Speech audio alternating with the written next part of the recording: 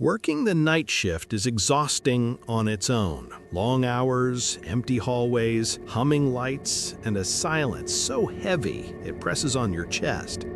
But for some people, those quiet hours become something else, something far darker. These are three true stories sent by real people, accounts from night shift workers who lived through moments they will never forget. If you're easily frightened, consider this your warning. What you're about to hear isn't fiction. These encounters are real, and they are absolutely chilling.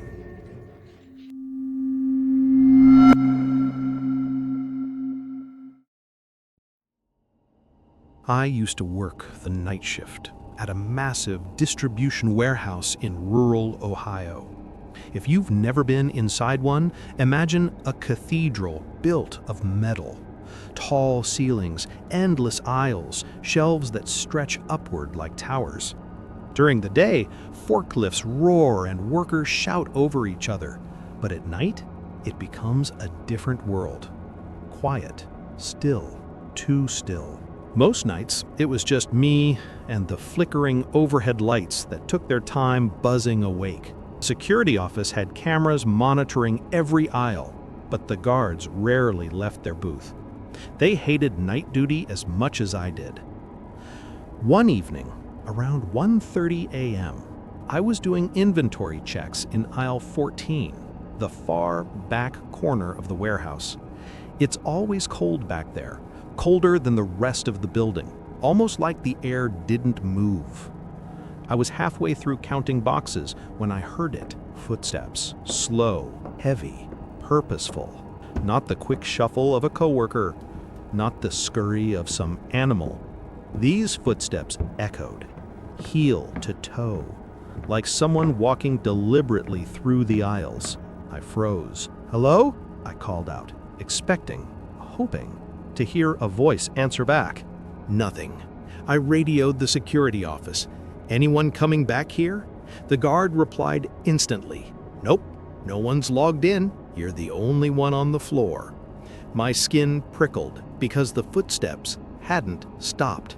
They were closer now, steady, unhurried, like whoever it was knew I was listening. I tried to shake it off, telling myself it was pipes or my imagination or the echo of my own shoes.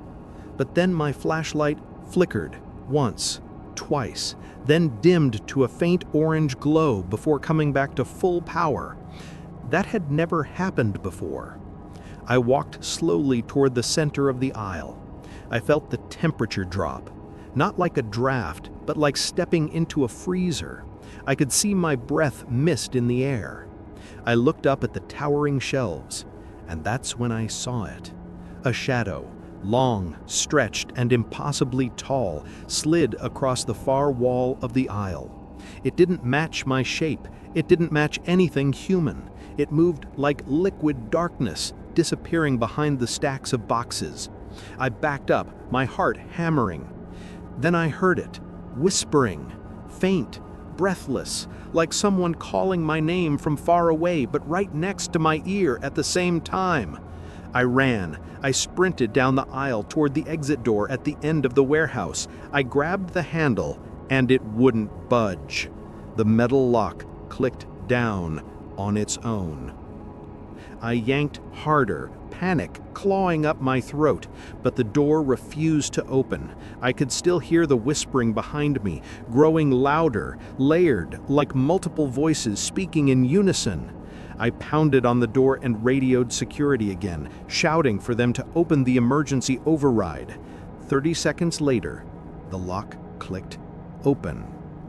I stumbled into the night air, gasping like I had been drowning.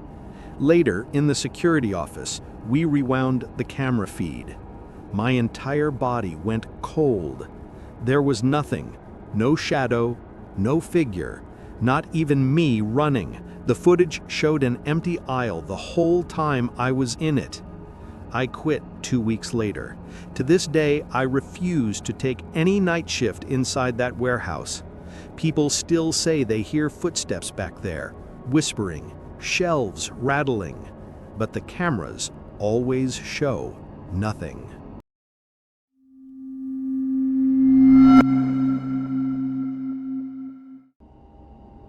I used to work nights as a front desk clerk at a small roadside motel in Texas. It wasn't anything fancy.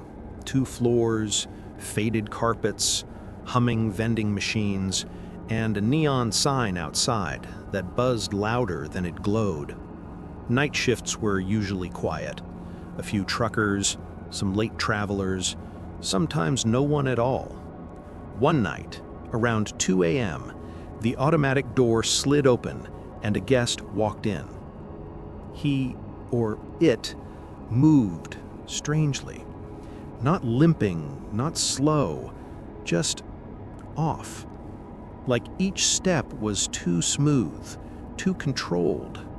He wore a long, dark coat that trailed behind him, and he carried no luggage at all, not even a wallet in hand. I gave my usual greeting. "How many nights will you be staying?" He didn't answer. He just stared, not at me, not at the desk, but slightly past my shoulder, as if watching something behind me. Finally, he nodded once, reached out, and slid a key toward me. Not a credit card, not cash. A room key, one of ours, room 204. I frowned. No guest had turned in that key. It should have been behind the desk. But before I could ask anything, he walked away, moving soundlessly down the hall, coat trailing behind him like a shadow that didn't belong to him. Something about him made my chest feel tight, but people are strange at 2 a.m., so I tried to shrug it off. About an hour later, I heard whispers coming from the hallway. Not voices talking, more like breathing sounds shaped into words. The kind of whisper you hear when someone stands right behind you. I checked the cameras. What I saw made my heart stop. The guest from earlier was walking down the hallway, but his feet weren't touching the ground. He drifted past each room, and the doors opened, slowly, one by one, as he passed. No guests woke up, no alarm sounded, but every door opened as if pulled by invisible hands. I panicked and called my manager. She answered groggily. "What guest?" she asked. "Room 204, I said. "We don't have anyone in 204, and no one checked in tonight. The system is empty." I insisted she look at the cameras from her end. She paused. "There's nothing on the feed," she said.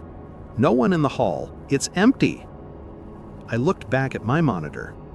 The guest stopped right in front of the camera, his face impossibly close, though the lens was 10 feet high.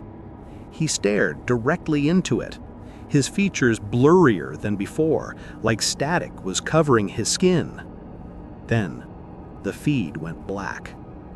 I ran to the back office, locked myself inside, and didn't leave until sunrise. When the morning staff arrived, we checked room 204 together. The bed was perfectly made. The room smelled like cold air. And on the table was the same key he had slid toward me the night before. I quit the job the next day.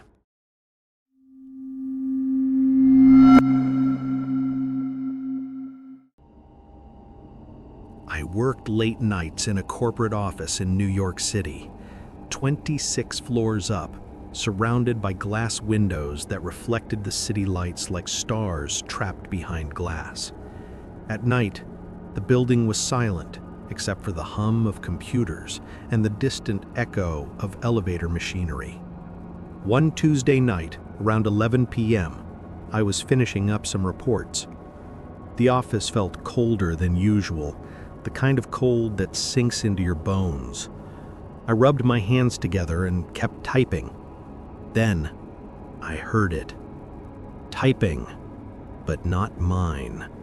A keyboard clattering in the room next to mine, crisp, fast, continuous, like someone furiously answering emails.